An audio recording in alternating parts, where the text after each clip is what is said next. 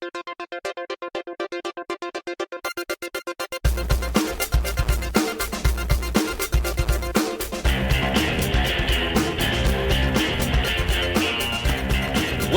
to the Mobile Armored Podcast Show, the podcast that transforms into a hydroponic garden.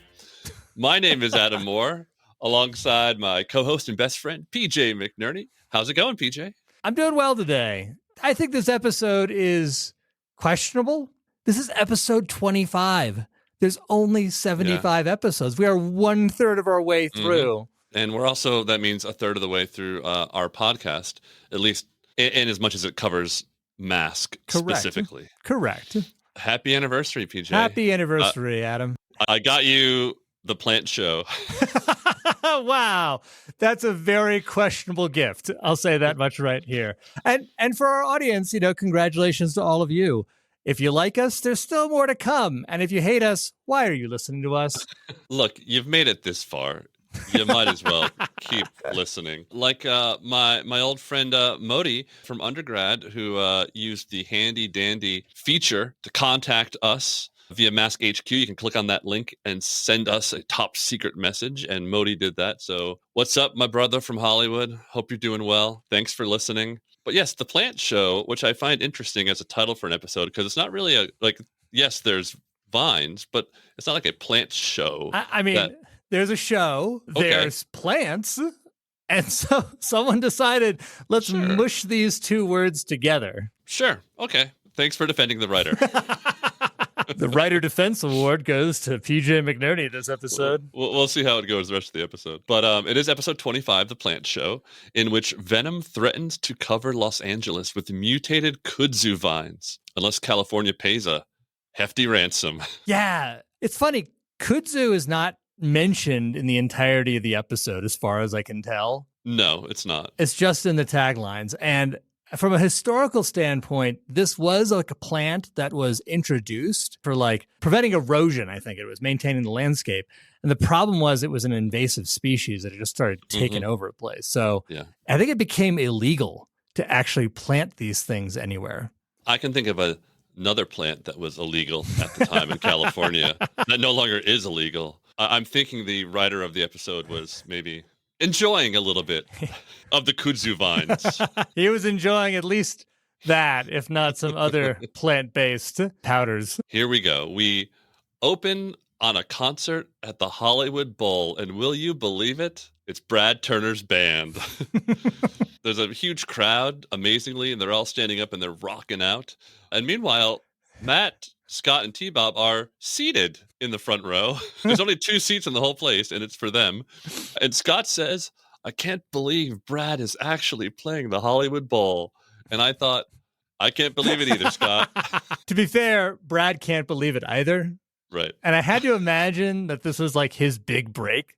Capitol Records wanted to meet with him right after the show. He was going to be meteoric. It's hey, I want you to work with Madonna's producer. It's going to be amazing. And it's going to be a life filled with babes and money and power and blow. There's a lot of pyrotechnics, too. It's off the charts. This is a big concert. It's huge. So Matt's sitting there staring at something. I did an eyeline check on this one. So as he's sitting down, and we should remind the audience, he just got married last episode. In his eyeline, there's a fetching young woman. You never see her face, but you basically just see from her hips to her neck. Yeah. And where do you think his eyeline basically is focused on right now? I'm not going to touch that. No idea. No idea, PJ. Nope. I'm like, Matt, you're a newlywed. Stop staring at someone else's bosom. What would Gloria say? Why didn't he bring Gloria to the concert? She's like, I'm not going to Brad's stupid concert. Just because you bought out the Hollywood Bowl, Matt, doesn't mean he's a good musician. Scott says to Matt that he wants to be a rock musician when he grows up. And that is the least rock and roll thing I've ever heard anyone say. When I grow up, I want to be a rock musician. Suddenly, giant vines begin growing behind the Hollywood Bowl. And Scott says, how do they do that? And Matt says, I don't know. Maybe rock music is good fertilizer? I had a question. So is Matt making some kind of subtle insult about rock music? Basically calling it shit? Because that's that kind of what I was like, oh, wait, good fertilizer. Wait a minute. Or it's an insult to Brad's music. That's fair. Well, we are in the green room after the show, and they ask Brad about the plants, and he doesn't know anything about it because it wasn't part of the show. And then suddenly vines invade the room. T-Bob gets completely knocked over by a door. And then his logic circuits are scrambled. He's saying all these weird words and things like that. And I guess my question is, did his logic circuits ever actually work in the first place? So what we have to do is baseline the idea that Scott thinks that T-Bob was A-OK up until this point. Right. So yeah, Scott is able to notice the difference between like paranoid ramblings and just like scrambled paranoid. I don't know. I mean, you're right. Well, they've got to escape before the vines catch them. But Brad is able to pack up, though. He is really concerned about his briefcase. So what, Adam, is so important about that briefcase that Brad does not want it left behind and found? I'm sure it's some dried up and powdered kudzu vines, my friend. It's why Brad wears sunglasses at night. Exactly.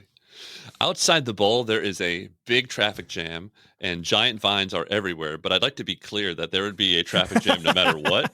So far, the vines not having much of an impact on Los Angeles. We should call out the fact, Adam, that you are an LA resident and are the resident expert on this. So yeah, on Cahuenga Boulevard there, by the bowl, there was always traffic. Yes.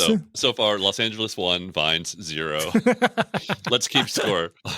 So we see Thunderhawk, and Scott's like, "Come on, Dad, hurry up!" Like, he's getting pretty pushy. Anyways, somehow Matt finds enough space to get some runway to transform into jet mode, which doesn't make any sense because a moment ago there was no space.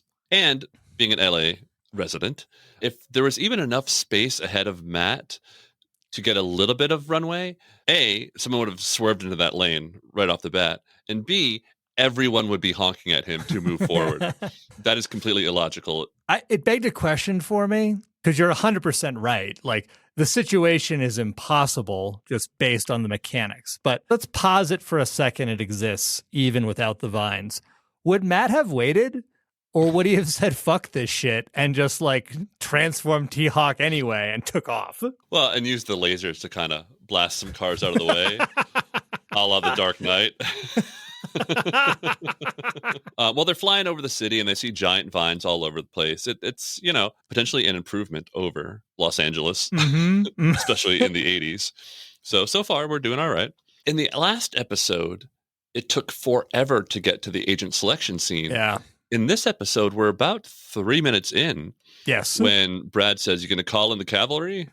And so we go right into the agent selection scene. Yeah, you're right. This is like the quickest time we've seen. It's also, for me, it was a nice reminder that Matt will call in people even without knowing it's Venom. So he says, "Select the best agents for mission in Los Angeles. Brad Turner pre-selected," which we've never heard him do before, which begs the question. How many times has Gloria not been selected, but she's been there? How many times has Alex not been selected, or Bruce when they've already been there? So it's interesting. And what would have happened if he said Brad Turner not selected, or just not said anything? Eject Brad Turner from T-Hawk. Brad Turner, too stoned to participate.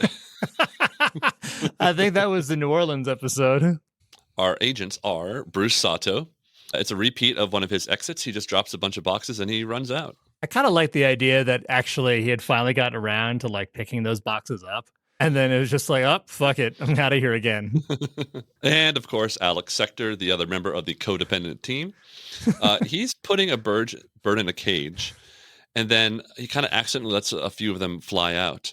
And then he gets the call and just kind of shrugs and he lets them all fly away. It's like, they seem pretty expensive and exotic and now doomed. We cut to Boulder Hill HQ, and Matt is giving a video briefing to Bruce and Alex. And he says Los Angeles is turning into a home for monkeys. And Bruce says, then Brad ought to feel right at home. Whoa, Bruce. Sick burn. What is going on? This can't be put down, I don't think, as a Buddy Hawks Award nomination. But I was just like, fuck, man, that was a dick move. Like, what the hell? Really? What does he have against Brad? The only thing I could think about is like back in Japan, like if Brad was like, hey, remember you just came to the earthquake lab in your stupid little tie and did nothing? Yeah, fuck yourself. How about that? I love that Bruce and Brad have a rivalry, though. This is good. I want to continue to track this throughout the series. I would too, but especially because it's like, it seems like it's more on Bruce's side than Brad's, because Brad doesn't respond at all. Brad doesn't care, or he doesn't hear, or is otherwise indisposed. So, Matt says they've tried fire, chainsaws, and strong poisons. Nothing works. You might say we have to get to the root of it. So many dad jokes in this episode. Yeah. Like, they really leaned into it. Also, Adam, would you consider LA a dry environment or a wet environment? Yeah, it's a dry environment. And gender reveals gone wrong have started massive wildfires here. Seriously? So, yeah, flamethrower is probably not a great idea. Also, what kind of poisons are they using, and where did those get dumped? I mean, is it just being dumped into the LA River? Where does that dump to, Adam? It goes right into the Pacific Ocean, but a little poison, it's fine. Also, how do you rate Matt's dad joke there? It's Cosby-licious at this point in time. I mean, he's really leaned into it. It's not the last time we're going to hear a dad joke from many people in this episode. Very true. We find out that basically the plant is indestructible. And Bruce says, apropos of nothing, there is no journey unless the first step is taken. And Alex, so patronizing, says, right. And even Bruce looks sad at Alex's dismissiveness of what he said. 100%. There's a clear Buddy Hawks nom here. And it also wasn't like that deep a sadism either. Yeah, it's kind of like obvious. Like, yeah, Bruce, we know. If you'd stop talking, we'd get on the jet and get out to LA, but okay. We do finally get to LA, and they're going on a 24-hour patrol. And Matt leaves Scott behind at I'll give you 3 guesses, PJ. Is it in the middle of the desert? No, it is not. Is it a Potemkin village? Not this time, though. It depends on how you define Los Angeles. Is it in a hotel?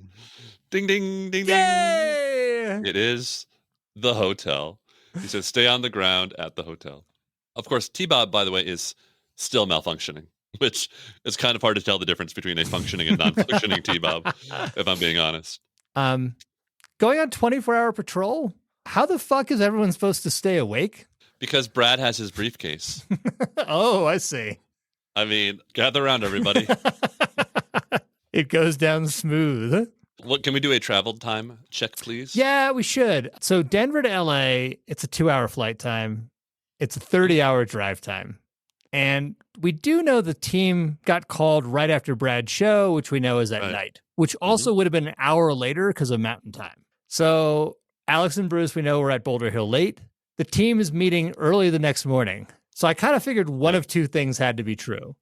They either got to LA the night earlier and then went to sleep and did nothing, or Matt made them drive, and it's almost 2 days later. They're exhausted, and Matt still did nothing. Either way, Alex and Bruce have not slept, nor will they for some time. Well, Matt is up in the air in T-Hawk, and he's trying T-Hawk's lasers, but the vines just keep regrowing. Brad tries the antimatter ray. The same thing happens. Bruce and Alex drive by the Chinese theater, which is kind of covered in vines. And Bruce says, no movie today. Kind of broken English there, right? It was kind of. And this is going to be a comment about the whole episode later on. They didn't really lean into it. Like, they glance at the broken English. Which is kind of what I kind of feel about this entire episode. We're sort of glancing at the entirety of a M.A.S.K plot here. Like, it's there, but it's M.A.S.K light. Yeah, very much so. Alex has a sample of the plant, and it turns out it is a combination of rare varieties known only in Brazil, which means someone is doing this deliberately. And Matt says that venom agents were seen in Brazil just 2 months ago. But here's my question. If venom was seen in Brazil 2 months ago, how come Matt didn't go back then? Yeah, it's a really good point. Here's the only sort of in-universe explanation I've got. You've got other agents, like we'll see Julio Lopez like later on. And you could imagine like they went down or something like that. And Matt basically was busy marrying Gloria or something like that. Yeah, he gets a call from the PNA saying, hey, Venom's down in Brazil. And Matt's like, I'm in Mardi Gras right now. I'm sure it's fine. Meanwhile, back to Venom. Miles has this ultra UV ray on Switchblade, and Vanessa has the engine on the top of Manta designed to spit seeds out, right? So Manta will drive around or fly around, spit out seeds. Miles will spray this ultra UV beam, and suddenly the vines grow really fast. Sly asks, I don't get it. When do we get some loot for all this work? And I think that's a legitimately great question, Sly. It is. Miles says, as soon as California is impressed with our friendly little weed. Once again, I think this is about more than kudzu vines. And they didn't know it back then, but it's $1 billion industry now. And they could have made a ton if they were just growing different weeds, maybe up in the mountains away from the city. Just go a little bit north of San Francisco. There's a nice little county up there. Yeah, you could have done that, but okay. Yeah, let's overrun LA with giant vines. I was wondering, Miles, do you know how hard it is to grow shit in LA? Like, you had to go through a lot of work to engineer this thing. Mm-hmm. And I wasn't sure if his angle, because we never get to it. Is his angle effectively to get some kind of big agriculture contract and kind of the tax benefits thereof? Otherwise, you're just helping to clean up the smog of LA in the 80s. Here's another multi-billion-dollar idea that Miles has that he just wastes, because he could solve world hunger. Throw some corn seeds. The UV beam would make the corn grow immediately. You harvest it. The next day, you do the same thing over and over and over again, an endless and abundant supply of whatever vegetable you need. Yeah, absolutely. Look, if you can grow this shit in LA, which is a desert, you can go to anywhere in the world and grow stuff. Meanwhile, we are on the set of the blockbuster film Grandson of Tarzan. Sounds awesome. Vanessa drops the seeds. Miles fires the UV ray, and the vines start to grow. And it's hilarious. This very stereotypical director screams, "Cut! This is all wrong. I didn't tell these plants to move." I couldn't figure out from this shot if they were trying to reference an actual director or they're just putting generic parts of a director together. It's a little like a little Joel Silver, a little Jerry Bruckheimer, actually some more producers than directors. Yeah, I don't know. Honestly, at this point, I was like, keep me here. M.A.S.K could go off and have the rest of its episode, what's Grandson of Tarzan about? But I digress. Back at the hotel, Scott is fixing T-Bob's logic circuit. How does he fix the circuit, PJ? I want to call out the fact that Scott is welding, okay? He's got welding glasses on, albeit the smallest and seemingly least protective welding glasses you can imagine. And there's a huge arc, it lights up Scott's face as he's working on T-Bob. And he's doing this in a hotel room. So the fire alarms don't even go off. But my question is, if he's fixing the logic circuit, you're an engineer. Shouldn't it just be like a soldering iron? That's not an arc welder? Yes. Yeah. There's a lot of problems here. Oh, come on, M.A.S.K. Get a little better. Why do I even ask that? What do I expect? We've been doing this for 25 episodes. I should just give up on expecting any kind of logic. Maybe Matt bought him a portable welding kit. Gee, Dad, I'd love to learn how to do some welding. Here you go, son. So once T-Bob is fixed, Scott hears that M.A.S.K is going to Griffith Park, and he plays the technicalities that Matt said you got to stay on the ground to get T-Bob to transform and take him to Griffith Park. And then we're going to have a great set piece here at Griffith Park Observatory. So they're definitely using LA locations. Condor's flying above, sees Manta, and they have a cool fight in the air. And Brad says, Vanessa Warfield, may I have this dance? It just occurred to me, because I had the question, what does Bruce think about Brad asking Vanessa for a dance? This is why Bruce is acting like a dick to Brad. Uh-huh. Aha! We've connected the dots. Well done, sir. Well done. 2 gold stars for you. I'm sure this is what the writers intended, this love triangle. I would love if the writers were actually sitting there, diving deep into these characters, when we both know that's not what they were doing. Mm-mm. Well, Scott and T-Bob show up at the observatory. Matt appears in T-Hawk and records a sample of the UV beam from Switchblade using Spectrum, which seems like a pretty useful power. Yeah, I mean, I think it was a nice use of a core capability of Spectrum. Mm-hmm. Matt gets fired at by Stiletto, but Matt, to get rid of Sly, plummets to the ground, and then at the last second turns the jets on, pointed directly at Sly, putting him directly in the jet wash of Thunderhawk. Ragdoll Award? 100% Ragdoll Award. Let's think about how superheated those jets have to be to make the Camaro fly through the air. Yeah. Like, that's cooking Sly right now. Not only like pushing him back, but actually cooking him. Sly is a charred piece of flesh. R.I.P. Sly. We will see you later on in the episode. So vines are growing everywhere at the observatory. T-Bob and Scott are trying to run away. T-Bob trips and falls, and he gets caught by a vine. Scott goes to save him, grabbing onto his legs, and they both get pulled into the sky. They're hanging there. T-Bob's hands can't hold on to the vine too much longer. They're going to fall to their death. What's going to happen, PJ? I don't know. I'm so scared for Scott in this moment. Let's find out what happens after these messages. Come on, T-Bob. M.A.S.K will be right back. Oh, boy. Back to M.A.S.K. We're back. When we left you, Scott and T-Bob were dangling from a vine, hundreds of feet up, moments away from dying once again because of Matt's negligence. T-Bob can't even use the radio because he needs his hands to turn it on, which, if I can make an aside, seems like a pretty bad design choice. Terrible design choice. This is so dumb. Scott actually climbs up T-Bob to turn on the radio, calling for help. Matt realizes Scott's there. He puts T-Hawk into automatic mode, then jumps down in glider mode to save Scott and T-Bob.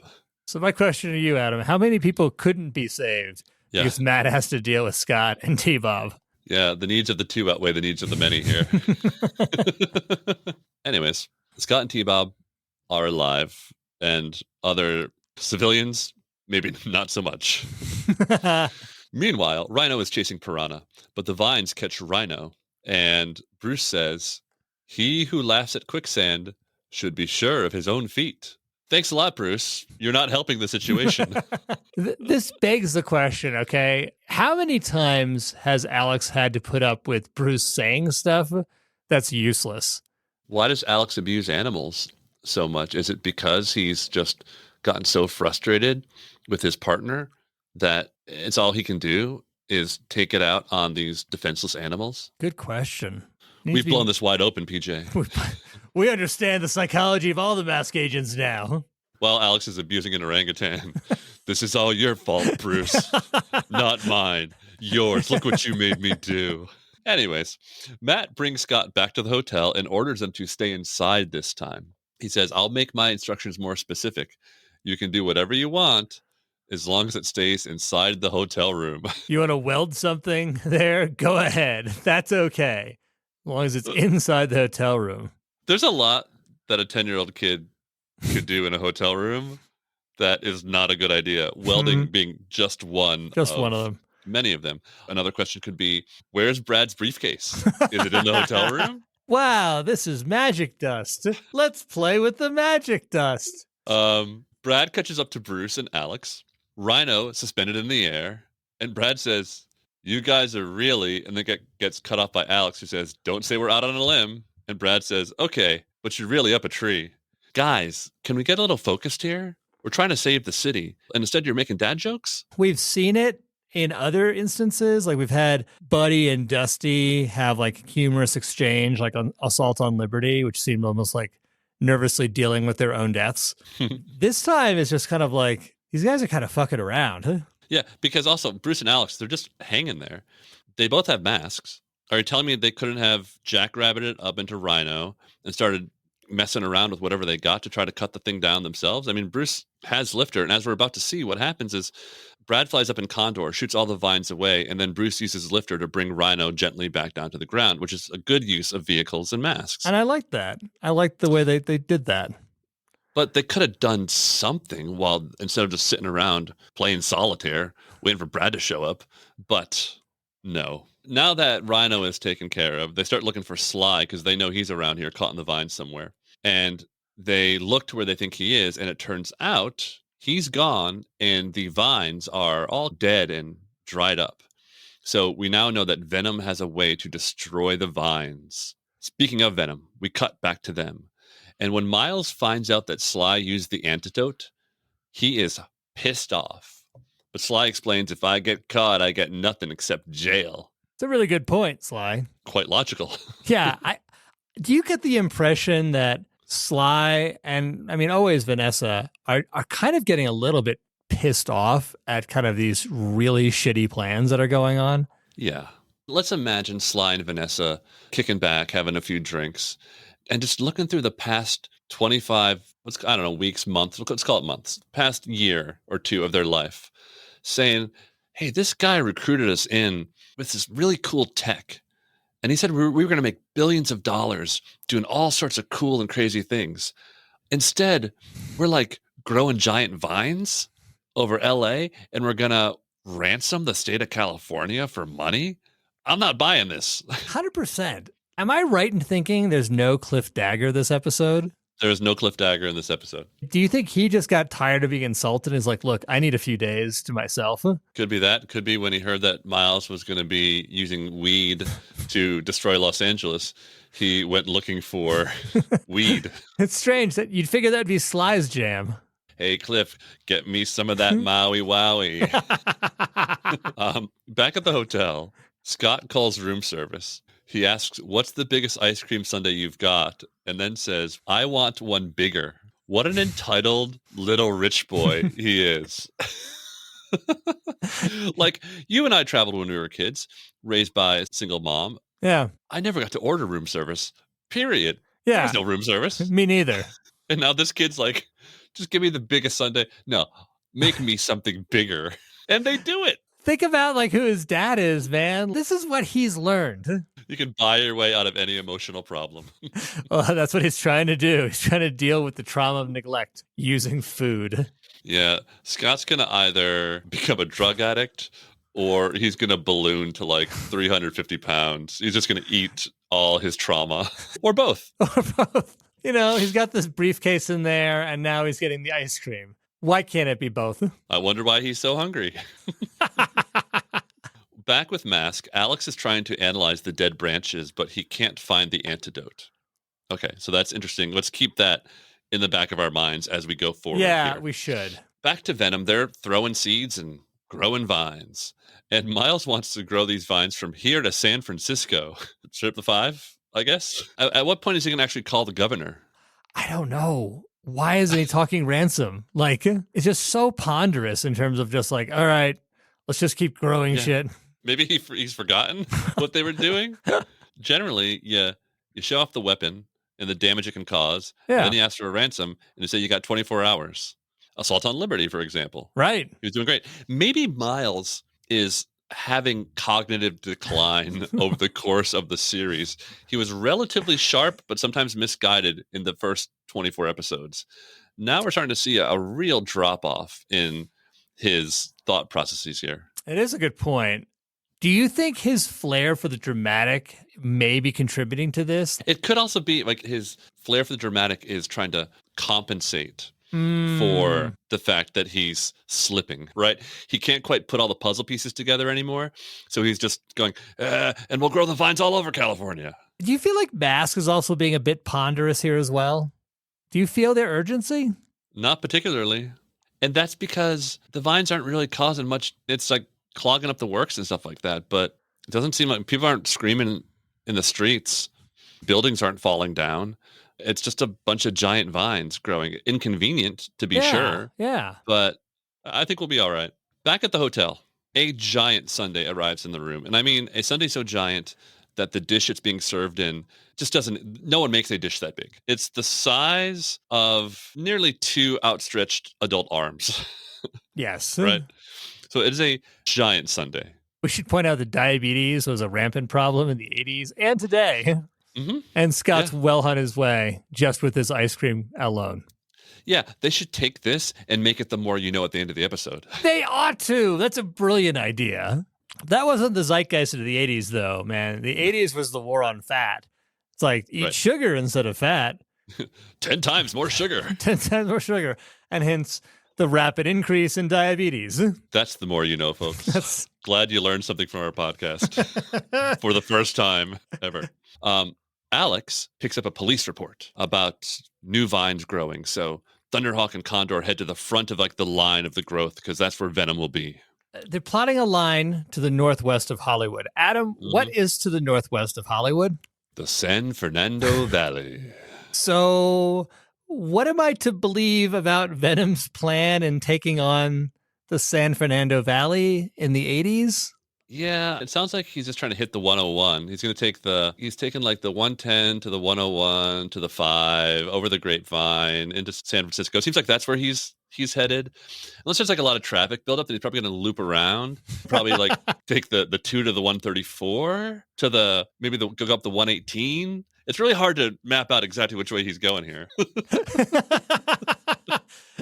At least he's not on the 405. Yeah, the 405 is a mess always. What more damage could he do on the 405? Back at the hotel, Scott is eating the giant sundae now, but he's not using a spoon.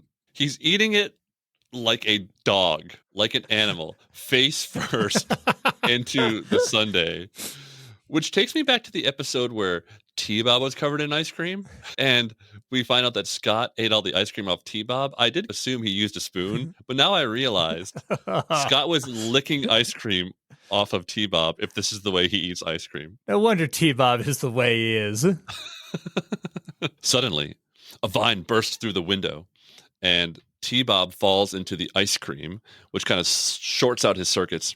He turns into scooter mode, bumps into Scott, and they both go falling out the window, but they're caught by a bit of vine, so nothing happens. I did find myself taken out a bit because T-Bob getting fried by the ice cream doesn't match up with what we've seen with T-Bob going into water repeatedly.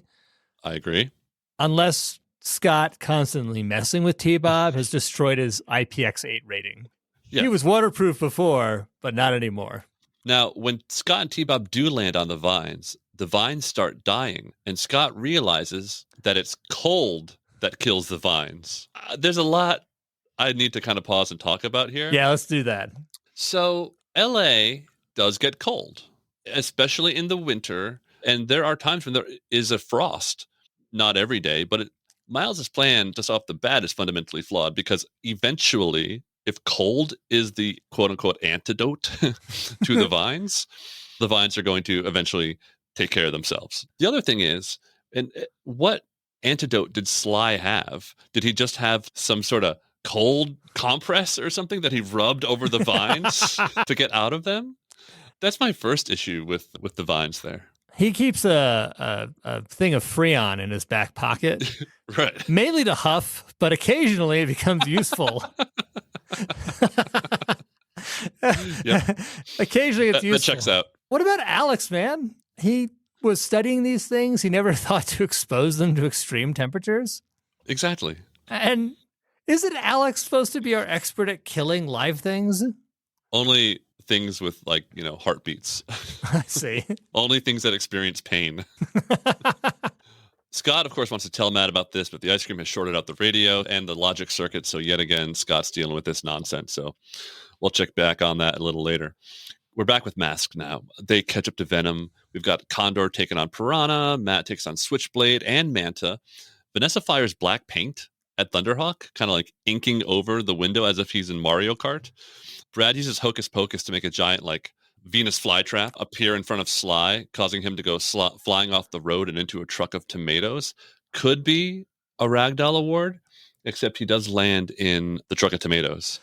Yeah. Might cushion his fall. Vanessa accidentally flies under the Ultra Beam, causing all the seeds in her car to start growing, which destroys Manta. She crash lands, and yet somehow survives. So I think Vanessa is getting a Ragdoll nominee here, for sure. I agree. Sly picks her up. Matt blows up the Ultra Beam.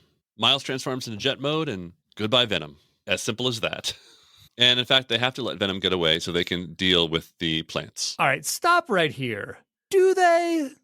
For God's sakes, it's in a farmer's field in Ventura County at this point in time.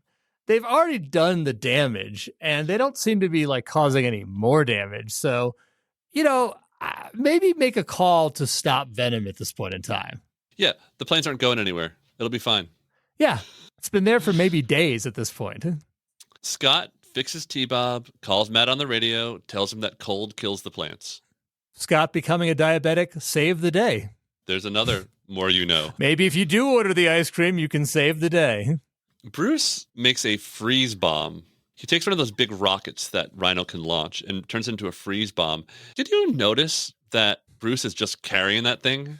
Yeah. It's a sizable rocket. It's not a mortar. This is big. This is something that you'd have a couple of guys in a crane load onto a bomber. Mm-hmm. That's impressive. Bruce is big dogging it in front of Brad to be like, look, man, Vanessa's mine. Yeah. This freeze bomb fires from Rhino, and it creates a snowstorm over this little group of plants and kills them all. Hooray! I wanted to point out, you're right, LA does get frost, it does get rain. It does not typically get snow. So this solution's going to kill thousands of LA drivers who are not used to driving in the snow. That snowstorm would also destroy those farmers' crops. Do you think that Matt went long on vegetable futures right before he decided to unleash this bomb? Yeah, Bruce probably said, hey, I'll use Lifter to load the bomb into the launcher. He says, actually, do it by hand. I got to go use the Thunderhawk computer. Another thing. Okay, so freezing turns out to be the thing that we need to do here. What would have been useful in this particular situation? Well, I know Gator has a freeze ray. And? Firecracker also has a freeze ray. Yeah. It makes you wonder, were they assigned certain toys to put in individual episodes, or did the writers really have free reign to put whatever vehicles they wanted in there? Because I will say we're seeing a lot of Manta right now. Yeah. In the past episodes we've seen, and we're always seeing Rhino and Thunderhawk, of course, and Switchblade's always there. Yeah. Are they told here's the toys you can use in this episode? Because you're right, Gator and Firecracker would be perfect. Again, these are coming out every day of the week. They must have had these scripts done a little in advance, and so maybe they're getting early toy numbers back, and that's what's being used to guide who's and where. But they're probably produced though well in advance, a year in advance of airtime anyways. Yeah. So guess we'll never know, PJ. Never know. That would take some research. Yeah. We'd have to break into some filing cabinet somewhere to actually find the answers to this stuff, because none of it got digitized. I'm game if you are. Let's do it. There's an abandoned warehouse somewhere in LA. Do you think Brad took a sample of the vines so he could see if it could be smoked and or crossbred with cannabis just to make a more effective grow? I'm sure he did. I'm sure he is. He's grabbing that file of Matt's scan of the UV beam. Oh, this would be great for hydroponic gardening.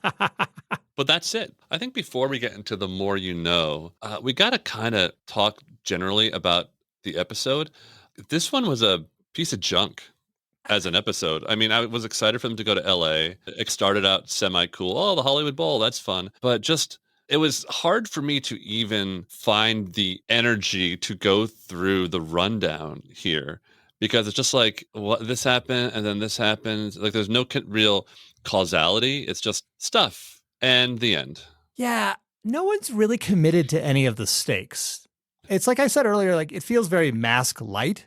The core elements are all there. We have the battle in the middle. We have the battle at the end. We've got the massive scientific thing that Miles has put together. But none of the characters feel like they're really leaning into it.